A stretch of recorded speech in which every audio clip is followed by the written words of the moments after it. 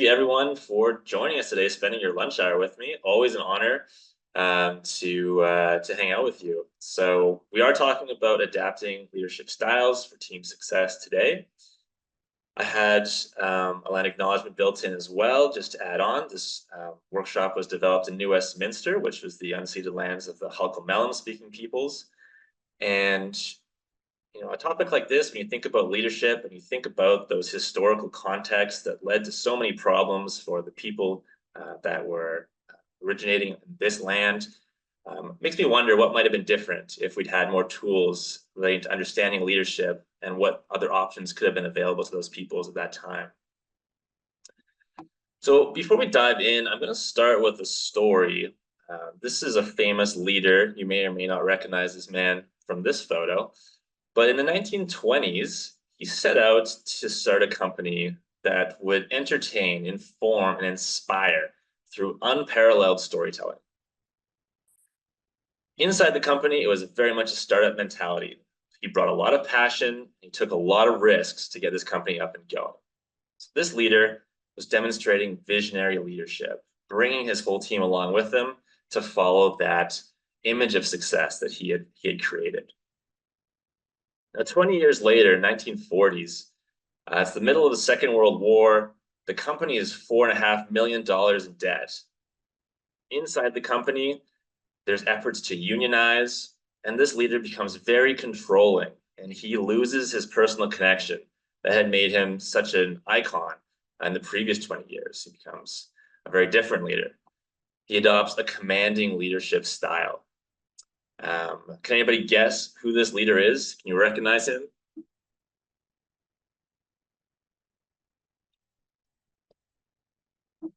Well, if no one recognizes him yet, you will all recognize him now. Yes, a few people have him in the chat.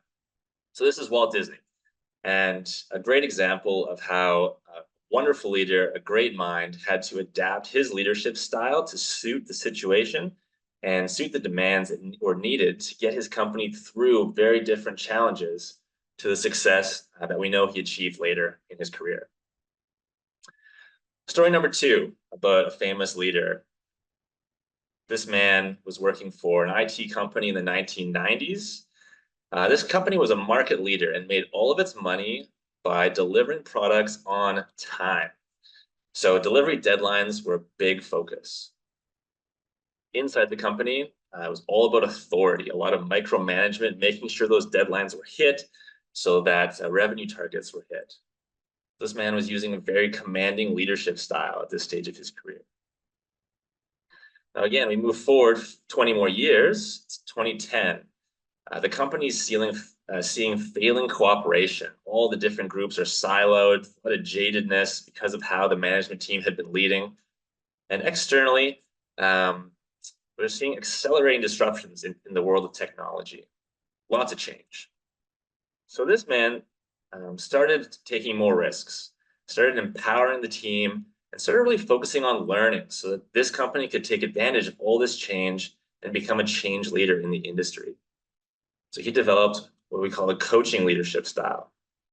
So again, another example of a great leader changing styles to suit the situation and get his team through the demands at the time. Does anyone recognize this leader?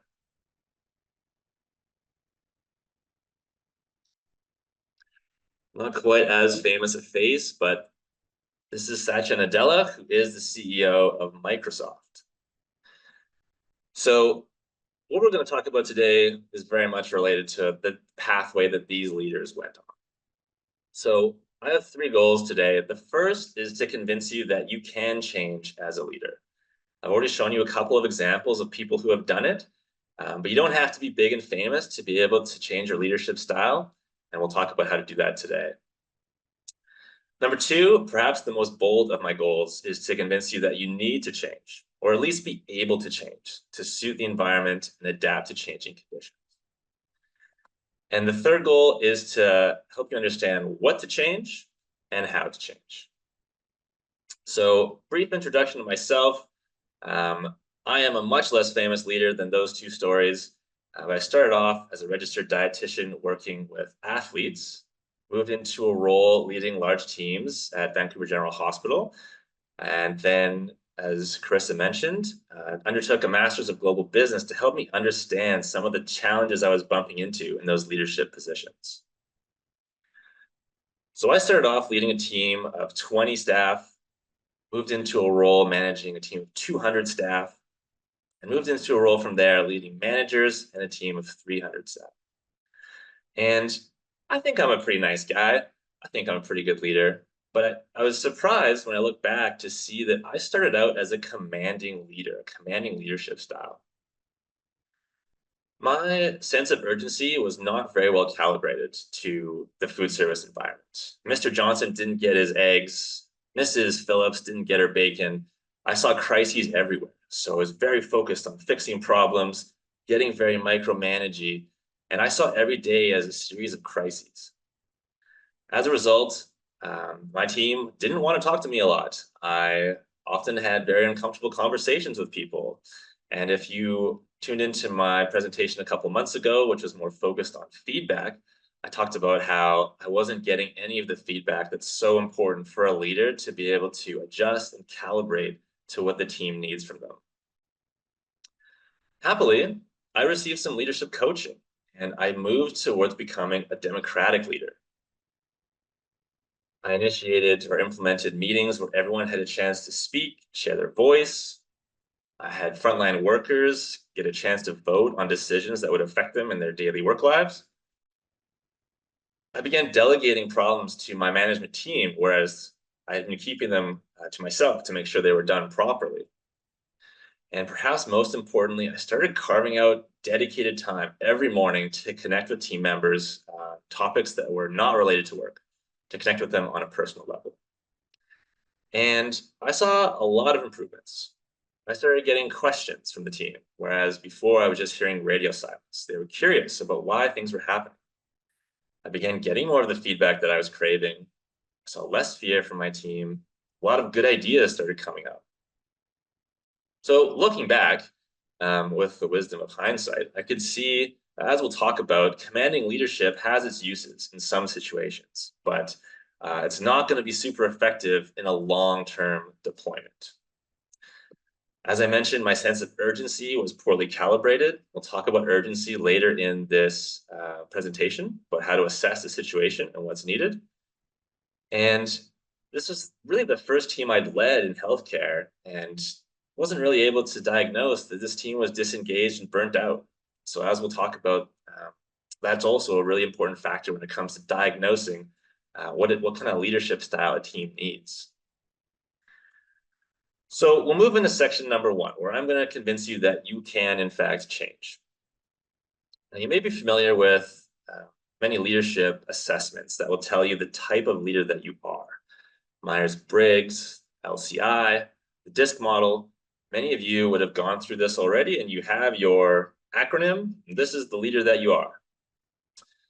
I'm going to be using the Goleman leadership types in this presentation. I find it's just a more simple way to talk about leadership. And I had sent out a link to a questionnaire inviting you to explore your own leadership style and hopefully have that with you. I know I got a few messages that some people weren't able to get those results. Mine showed up on the website, so I hope most of you were able to get those. My apologies in advance if that didn't come through for you. If you didn't have time to fill out the questionnaire or it didn't give you the results, then for this presentation, you'll just use your best guess. I'm sure you have an inkling of what type of leader you are already.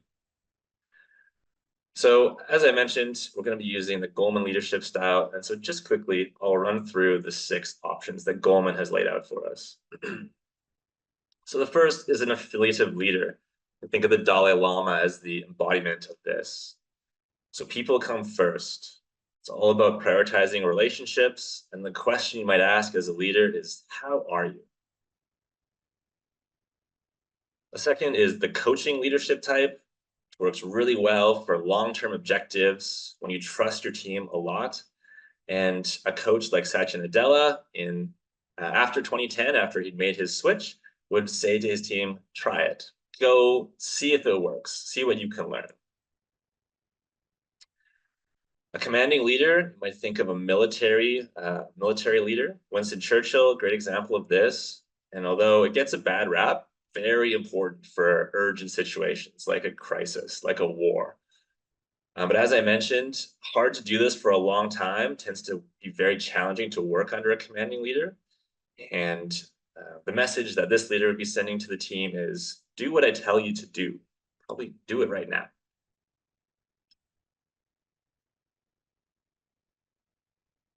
So style number 4 is the democratic style. You can think of Mahatma Gandhi as someone who would engage a team, works really well for developing an innovative culture and asking everyone, what are you seeing? What are your ideas in this situation? The pace-setting leader is someone who may work quietly, silently, but sets the example for the rest of the team. Works best when your team is observant and motivated. If they're not watching you and not seeing your example, it's not going to work very well. This is Virat Kohli, the captain of India's cricket team. They hadn't won the World Cup for a long time. They won finally a couple of years ago. And he'd come into the team and seen that the team wasn't training hard, they weren't eating right. He wasn't a loud, outspoken guy, but his own eating and training practices inspired the whole team to change theirs. And like I said, they won the World Cup. And the sixth and final is the visionary leader. So Steve Jobs would be an example of this, someone who sees the end goal and brings the team along with them. Very useful when a new direction is needed. And the message here is come with me. So this Goleman type is just another assessment, just like all the others. And something that's always stuck out for me about these assessments is that there's not a lot of exploration around what you can change or what your possibilities are from here. It's more so that this is who you are, and the message is like just play to your strengths. But as we've seen in the more famous examples in my own experience, it's not set in stone. If your team needs a different style, you have the capacity to change, adapt, and give them what they need. So we could call this strategic leadership. So strategy is simply a mental process applied to achieving success, using available information to predict the future. So even more simply, strategy is adapting to different conditions. So most of you work in healthcare, so I'm sure you've seen changes in your world. So things do change. You as a leader might change. There may be a crisis, like a pandemic, that could change a lot of things. You might have a new manager, a new director. That manager or director has different wants, different needs. You may have new hires on your team that change the dynamic. You may be promoted to a new position that have different requirements of you. And although this doesn't happen in healthcare, in industry, your company may be acquired. So imagine working at Twitter under, I forget what the name of the former CEO was, but a very different set of values than what we see there today. And imagine overnight, the company changing to become X, and different behaviors are rewarded. And if you're not able to adapt to those behaviors, you're out on the street. So things do change. And if you're going to be a strategic leader, it's your job to choose, develop the leadership style that's most likely to succeed. So although you may have a default that you're really naturally good at, naturally strong in, hoping you can start to see the advantages of having multiple tools in your toolkit to be able to bring out whenever they're needed.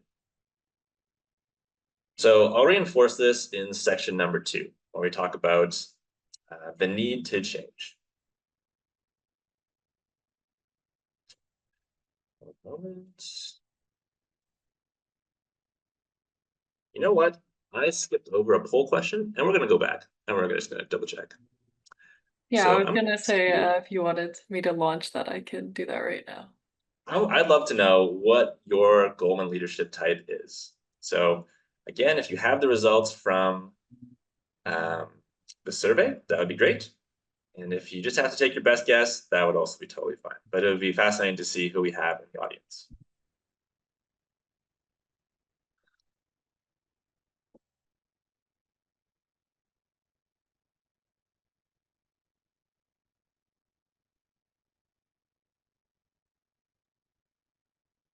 give it another beat or two. I still see some people are answering right now.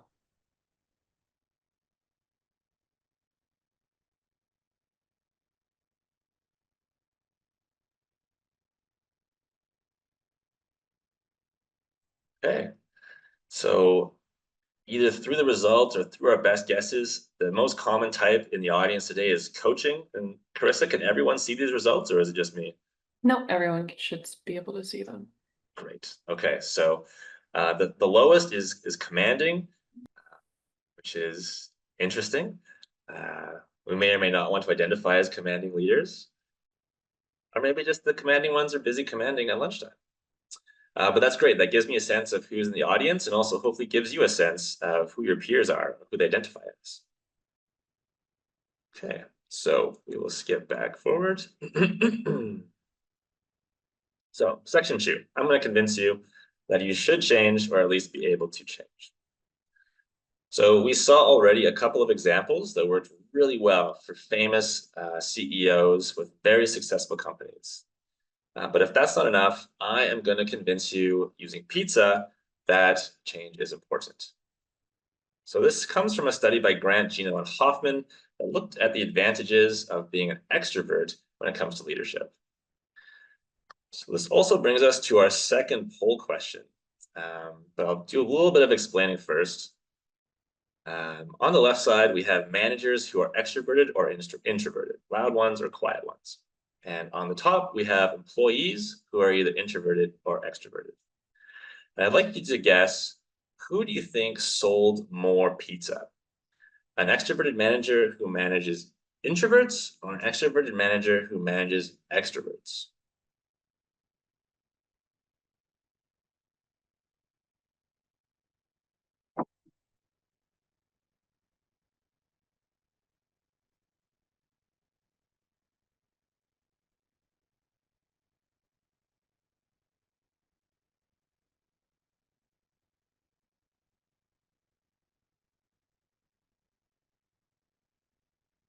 Pretty even split, but the slight winner is extroverts managing introverts.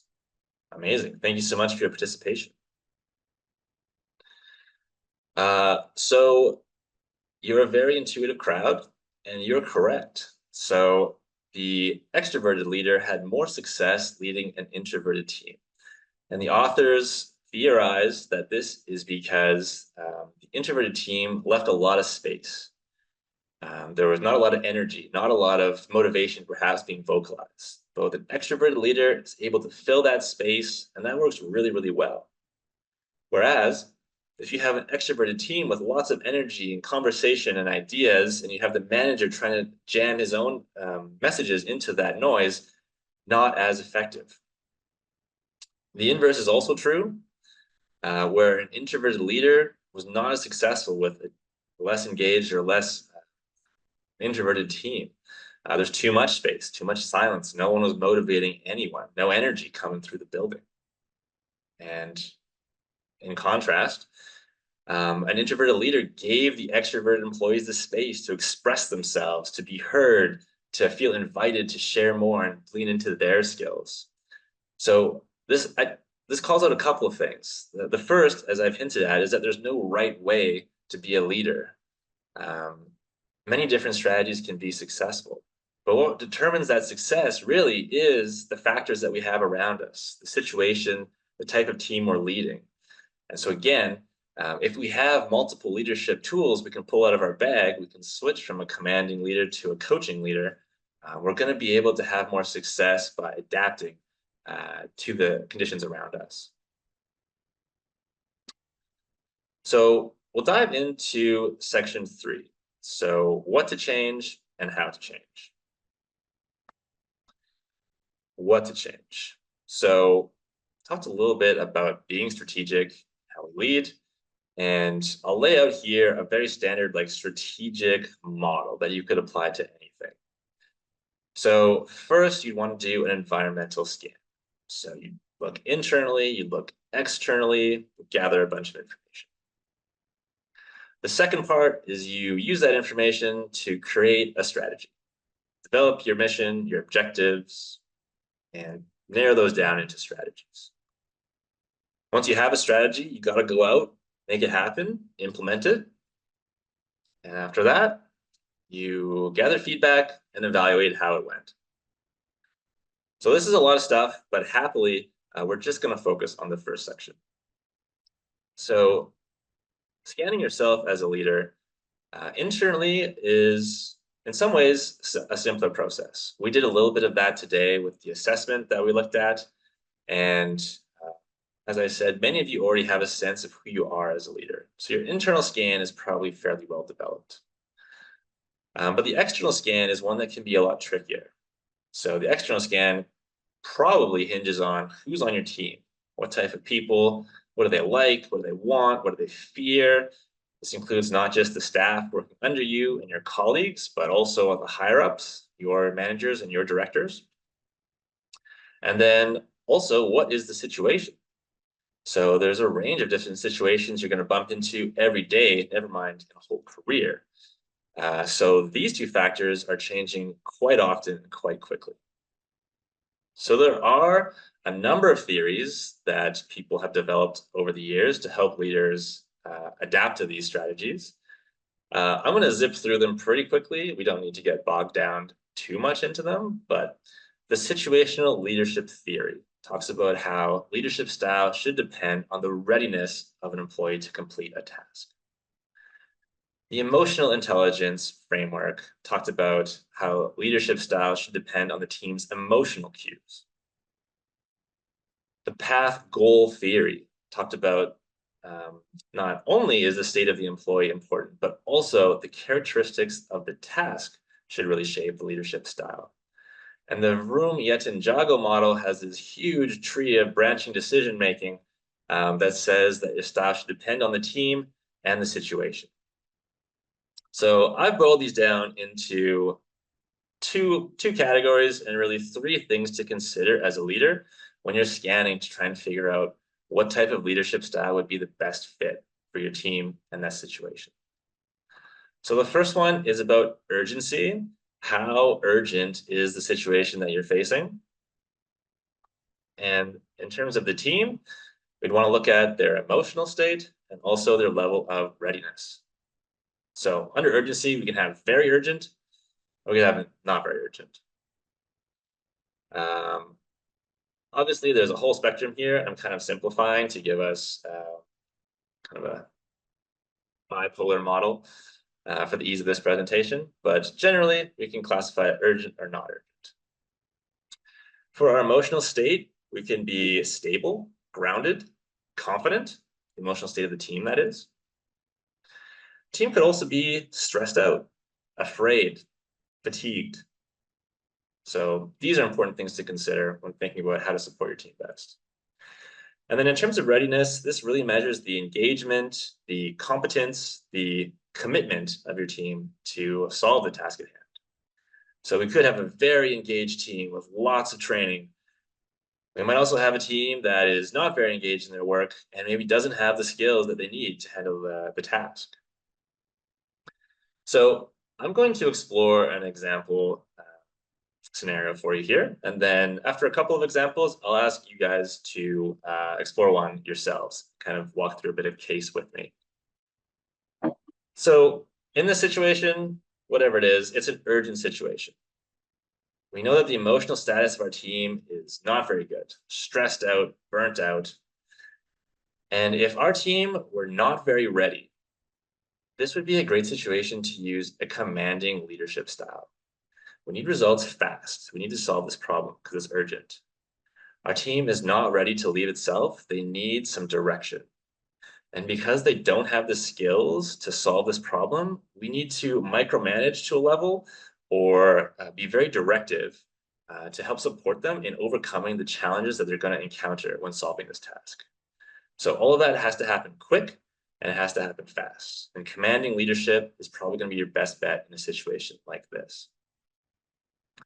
Now, on the other hand, if our team were highly skilled, just really burnt out in an urgent situation like this, we wouldn't need to be so hands-on. We'd have a lot more flexibility to let them make their own decisions. So a pace-setting type leadership style might be a great choice in this case. We're showing support in that we're on the floor with them, working with them to solve this problem. We're adding a little bit extra human resources to the problem because we know the team is burnt out. But we don't need to be in everyone's face managing the whole situation because these are highly trained people and they're committed to solving this problem.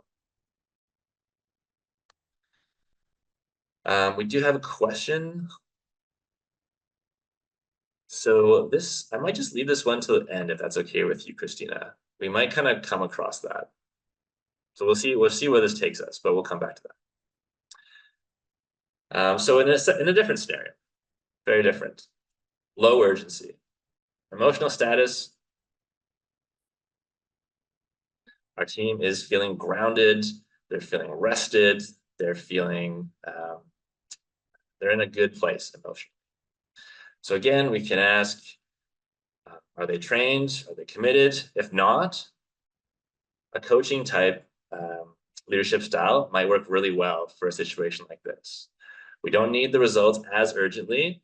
Our team is in a good place, so we can give them the skills, help them develop the skills that they need to be able to deal with the situation at a more relaxed time frame that is really conducive to coaching and team development. Now, if we were to look at a team that were highly capable in a not very urgent situation, they were feeling in a good emotional state, then this might be a great chance to use democratic leadership style.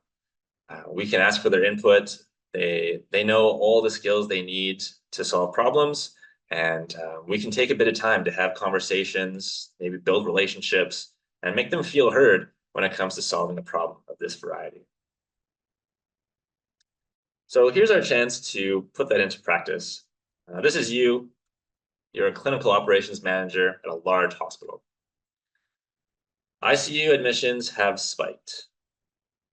Several of your nurses are sick and your overtime is near unsafe levels. Your team is feeling pretty burnt out.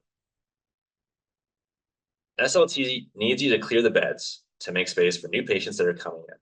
So it's a high stress environment. Tomorrow you have a key team huddle. What leadership style would you choose to share with your team in this moment?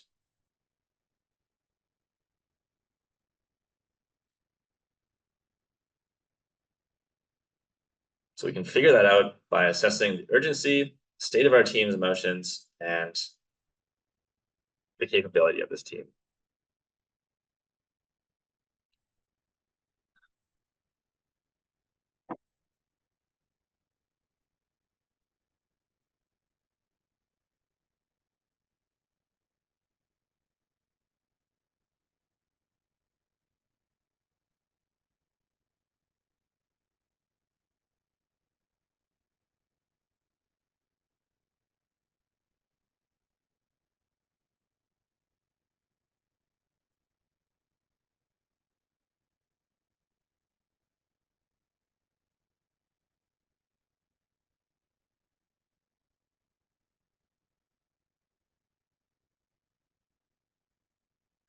Okay, so I would say the audience has diagnosed this as an urgent situation very correctly. You nailed it that this team is stressed. There's a lot of overtime, a lot of people working extra hours, and a little bit of a split on the readiness or not readiness to handle this this problem. I would say in some ways, they may not have the overall capacity to resolve this entirely. But given that these are ICU nurses, some of the most highly trained nurses we have, I would say that this is a pretty competent team. These aren't a bunch of rookies running around with their heads cut off. With the right leadership, I would say this team is pretty ready to solve a problem. So, as I said, you nailed it in terms of this being urgent. My assessment, I would agree, very burnt out team, a lot of struggles. And my own assessment would say that this is a pretty competent, confident team if they had a little more support or a little more bandwidth to focus on the problem. So we have six possible, according to Goleman, we have six possible choices we could take. Democratic. We could ask, what do you think would make this week survivable for the team while keeping patient care safe? We could take a coaching approach. We could pull a couple nurses aside, say, hey, I see leadership potential in both of you. Why don't we work together on sustainable staffing fixes for the next month? We could also come in like a bull in a china shop and declare that we're entering emergency staffing mode effective immediately. There will be no elective time off this week, and I'm going to be assigning the shifts directly. So I'm sure you can, as I'm saying these, you're starting to evaluate the pros and cons of all these approaches. We can take a visionary approach. Hey team, this is one of those moments that define who we are as caregivers. We save lives, even when the system is stretched. Let's talk about what success looks like us this week. An affiliative approach could be, hey, I know everyone's running on fumes. Before we talk logistics, I want to check in about how you're all coping. And finally, a pace setting approach. Look team, I'm taking weekend shifts as well. We're going to streamline rounds and documentation. I'll show you how we do it. So all of these could be an option depending on your team and how you want to deploy it. But given the team that we talked about, I would suggest that a pace setting approach might be a really good approach to take for this team. You definitely could make arguments for others, but given that the team knows what they need to do, they just need a bit of, morale to see their leader out on the floor, adding some human resources, tackling this problem. This also is a very urgent response as opposed to initiating conversations that are going to evolve over a couple of weeks, which a few of the other strategies relied on. So again, not to say that this is the only answer, but based on the research, this is probably a really strong choice. So you can see how useful it would be to have this tool, like, oh, actually, I'm not a pace setting leader, but I was working on that skill, so maybe I'll whip it out in a situation like this. So we move on to how to change. I've been talking a lot about, yeah, we'll just show up as a different leader. Obviously, much easier said than done. And it takes some time, it takes some effort to add these tools to your tool belt. So when I work with a client, anytime we talk about adapting behavior, there's usually 3 steps that I think about. The first one is about awareness. So we're working on awareness here in this workshop, as I'm asking you to think about who you are as a leader.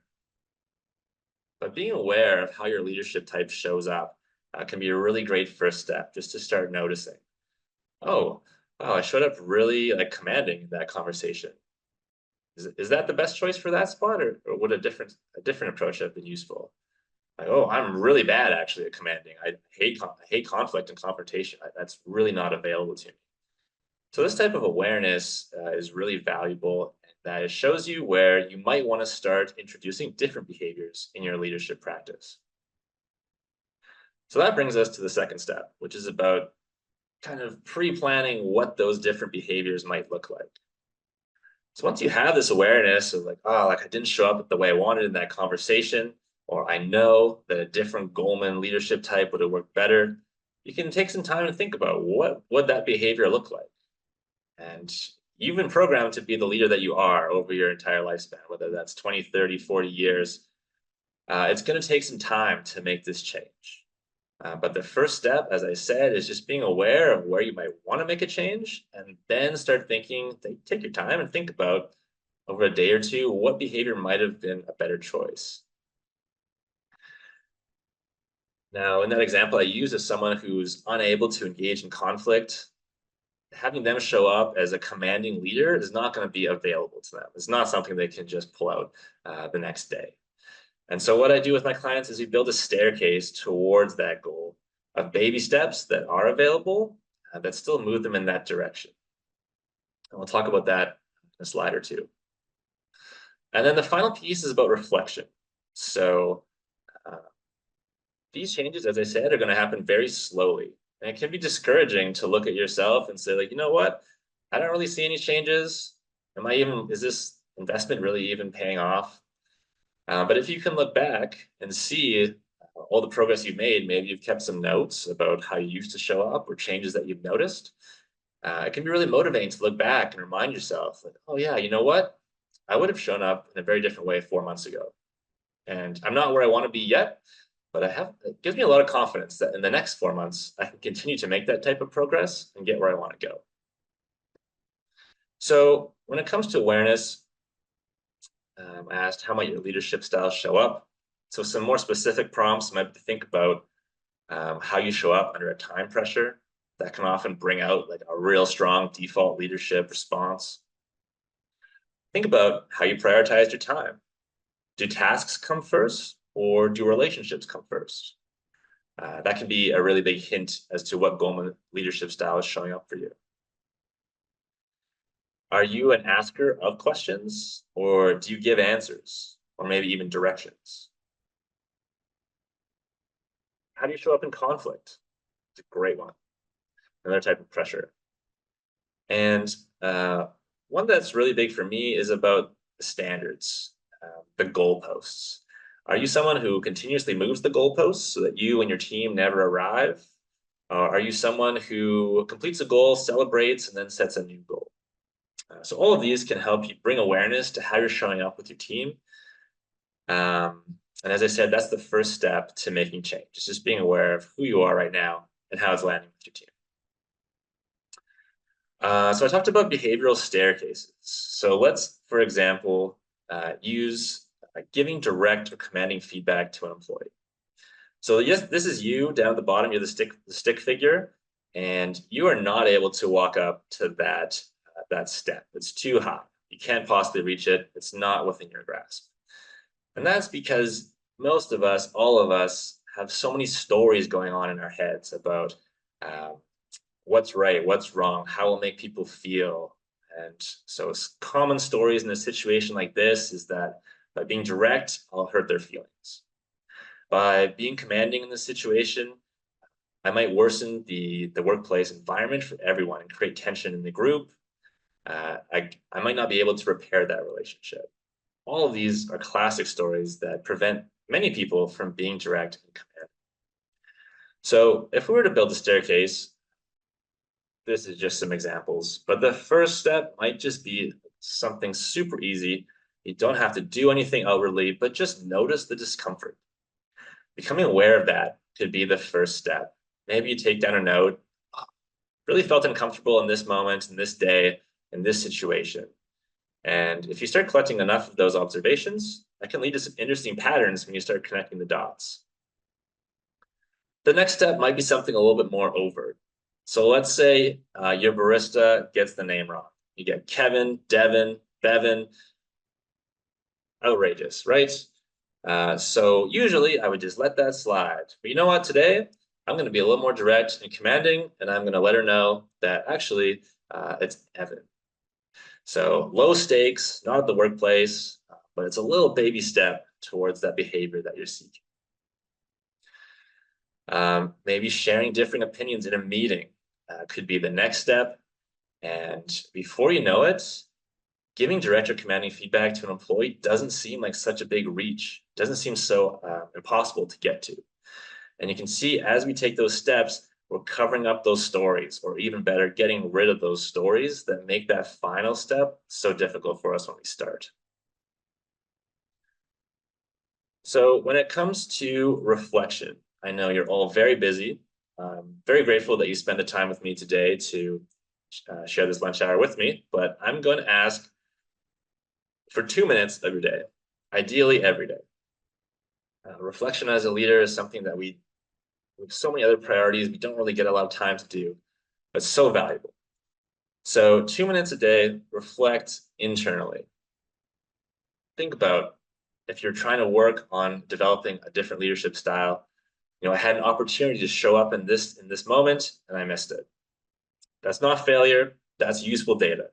Always learning. And maybe that you showed up differently and you showed up the way you wanted to with a new behavior that you've been thinking about, working on. And that's something worth celebrating, definitely writing down.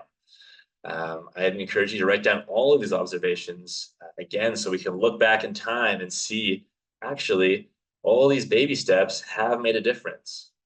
If you don't reflect, if you don't see that, it's hard to see the change. And as I said, that can be demotivating and you can kind of lose this practice. Another interesting prompt is to just notice the resistance you felt when you wanted to do or say or act a certain way.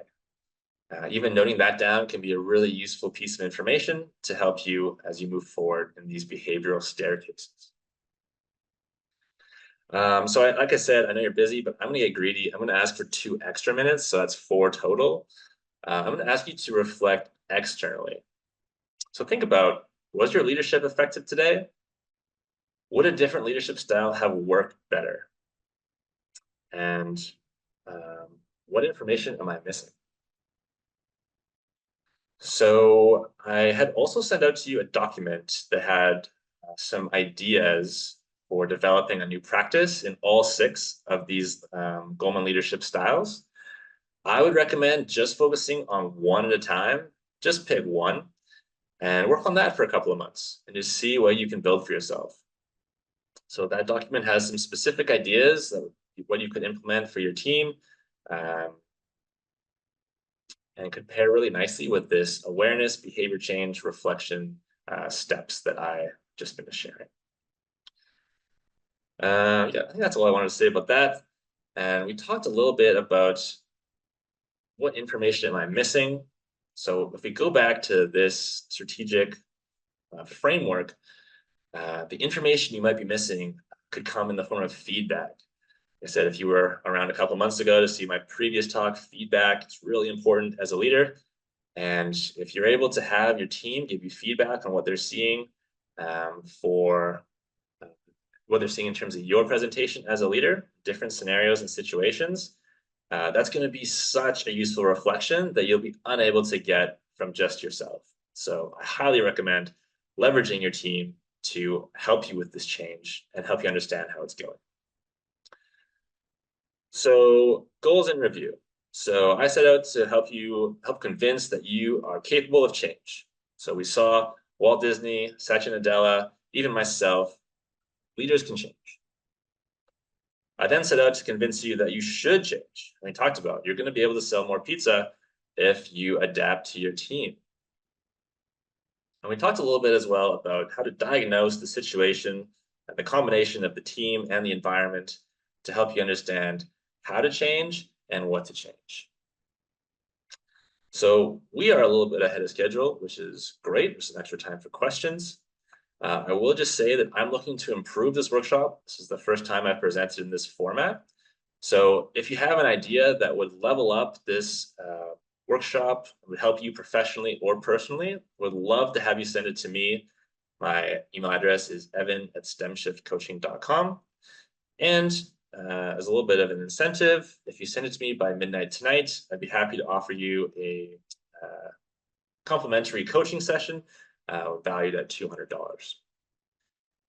So feel free to stay in touch, connect on LinkedIn, do one-on-one coaching workshops and team coaching. So now we'll open it up for questions, unless Carissa, you have any other thoughts?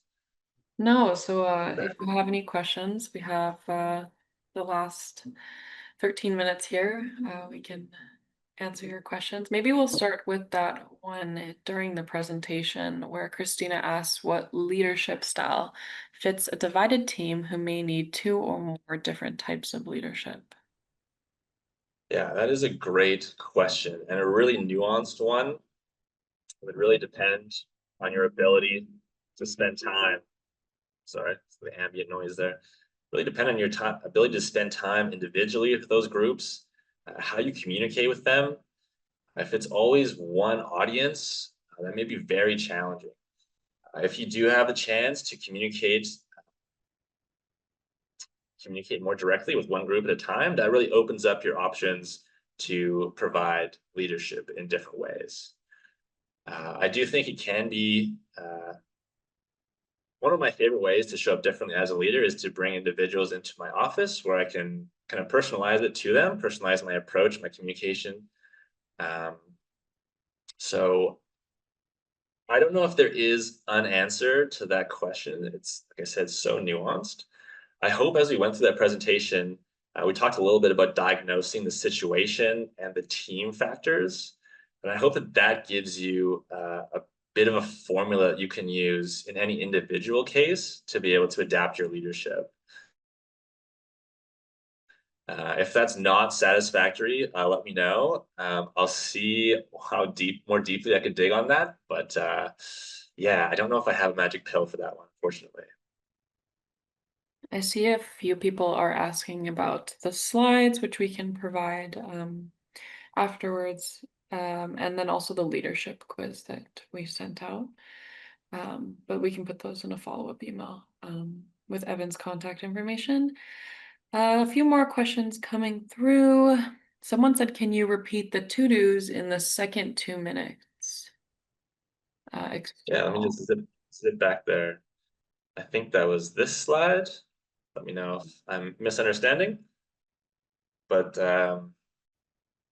yeah, thinking about how effective was your leadership on a daily basis. Thinking about, okay, we have 6 different styles we can play with.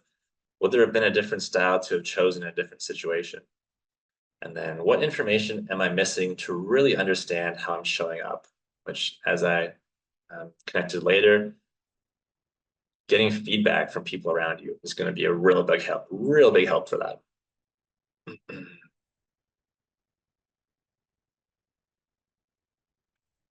I see someone asking for the contact info for feedback. We also do have survey feedback after this webinar.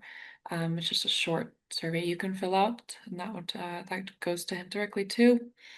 Other questions. Someone says, what type of leadership would work when working with multi-generational workers? That's a good question. I haven't really dove into that type of research around leadership. My sense of the literature is that it would probably be a similar framework to diagnose. Maybe multi-generations are showing up differently with different levels of stress in different situations. So that might be an important nuance to consider when you are working through a process like I laid out here today.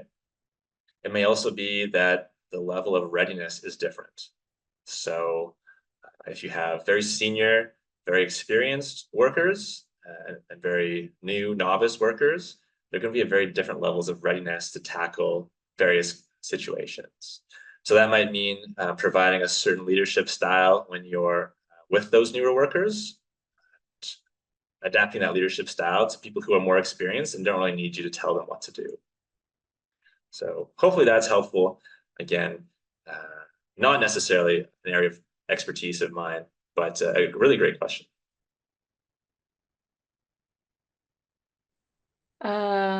Melissa asks, do you have any advice on how to lead up if a person's manager/supervisor is utilizing a style that is not a match for the broader team, particularly if they can't see the mismatch, but you see disengagement growing or trust eroding? Really tricky, always leading up. Yeah, it really would depend on your leader. Again, I don't think I have a magic pill. Hopefully your leader loves collecting feedback and would really value hearing from you, but realistically, we know not all leaders are like that. You might start off inquiring, just trying to get a sense of how safe it is to express some of these ideas. Like, hey, excuse me, Mr. Manager. Would you be open to hearing, some of the things that are going on around the office, or would you be open to hearing blank might be kind of a safe start into a conversation like that? Yeah, it is difficult in my own experience. I always loved hearing it, so there were fewer barriers. I, however, have had managers who I just would never feel safe bringing those ideas to. Maybe, well, I was gonna say maybe you can send them this slide deck, but that might also be a little too suggestive. I'll think about it. I'll see if I can find some good ideas for you that would be a little bit more useful. Thanks very much for your question, Melissa. We also have another one from Melissa. She asked for pace setter leadership. How do we do this? How do we do this? We are multiple levels above the frontline workers. Example, we can't just take shifts. Again, very context dependent, very dependent on your level of training and your work environment. Working in food service, as the regional manager, occasionally when it was really busy or we were short workers, would spend time in the dish room, the least glamorous spot in the department. And obviously not a high skill position, so it wasn't like I was unsafe or threatening patient care with anything like that. Um, and it was really amazing to see how morale boosting it was for those workers, to see that leadership understood the situation, that leadership felt it was so important to help them and support them that they're taking time out of their own day. So in that situation, I didn't take a full shift, but I could spend half an hour in the dish pit and help our team catch up, take the pressure off them, and have a chance to really connect with them. So, uh, again, Melissa, without knowing what type of work you're doing, tough to be too prescriptive with that. But it could be about spending time talking about training or asking questions. Do you need anything? What can I offer? Even if it was, yeah, tough for me to extrapolate without knowing where you're working. But it could just be as simple as asking questions. Team, what do you need right now? What can I do to support you? That might be a really safe and broadly applicable approach to get your toe into pace setting leadership. We have another question that says, it sounds like you can use different styles with each team member. Is this correct? Absolutely, you could. Uh, Depending on the size of your team, that can get very complex. Depending on the publicness of your leadership, that starts to get impossible. If you're addressing the whole team, you would have to pick, of course. So you're never going to be able to please everyone 100% of the time, but generally, in my experience, you can get a sense of how this team is doing.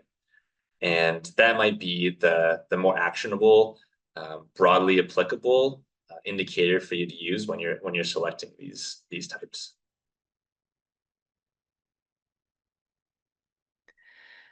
Someone else asks, are there assessment tools that manager and workers use to assess common grounds?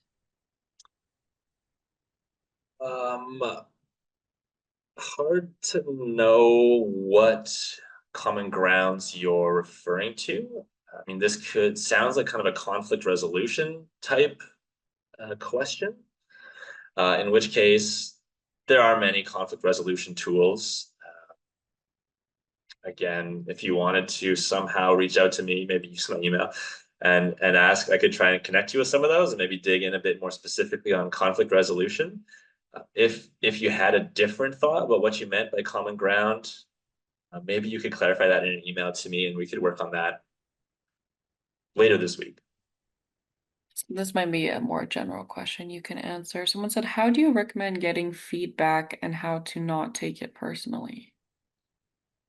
So I would suggest, I believe, Krista, we have all the talks up on on your website. Is that right? Yeah, we have them on our YouTube, and I believe that was more of what you talked about a little bit last time. Yeah, so I dove into this for a good hour on the last one. So that would be a great place to start. I gave a lot of suggestions and strategies about gathering feedback. Not taking it personally, again, maybe is what I'd call an experimenter's mindset. Really, in your day, you're just testing hypotheses, you're trying things. And in science, there's no way to fail. You're either confirming a hypothesis or learning that your hypothesis was wrong so you can move on to the next thing. So if you could focus on the learning that you're getting from that feedback, that tends to be a much more successful or uplifting experience. For sure. We have one that's is this email? Yes, we are sending an email for all people who are registered. You will get all the resources in a follow-up. Someone said that their test results said they had to develop leadership styles, coercive being the one to work on. What would be the first step to being stronger with this style? So in the Word document, Nicole, that was sent out, hopefully you got it. If not, I'm sure we can connect you with it. There are five-ish suggestions for each of the leadership styles, more specific than what I've talked about here in this talk. So I would start there.